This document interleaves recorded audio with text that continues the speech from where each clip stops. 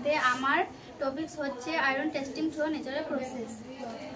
আমরা জানি আমাদের বাড়িতে টিউবওয়েল এর জল বাড়ির বিভিন্ন কাজে ব্যবহার করা হয়, যেমন গৃহস্থালির কাজ, খাওয়া, বাসন মাজা, স্নান করা, জামা কাপড় ধোয়া ইত্যাদি। আমার টপিকস এ যে উপকরণগুলি লাগবে: দুটি কাচের গ্লাস, কলের জল, দোকানে কেনা বোতল এবং পেয়ারা পাতা। কিভাবে করব?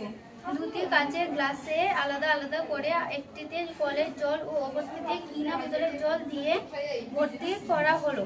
দুটি জল ভর্তি গ্লাসে কিছুক্ষণ দূরত্বে রাখা হলো। এখন যে গ্লাসে কলের জল রাখা আছে তাতে পেয়ারা পাতা থেতলে ওই জলে মিশিয়ে দেওয়া হলো। অপর গ্লাসেও একইভাবে পেয়ারা পাতা থেতলে মিশানো হলো। 10 থেকে 20 সেকেন্ডের মধ্যে দুটি বোতলের জলে কেমন পরিবর্তন হলো আমরা দেখব।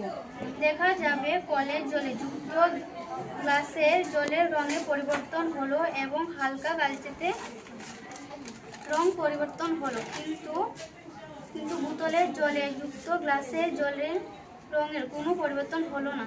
এর থেকে বোঝা গেল যে কলের জলে আয়রন মিশ্রিত থাকে এবং বোতলের জলে আয়রন নেই।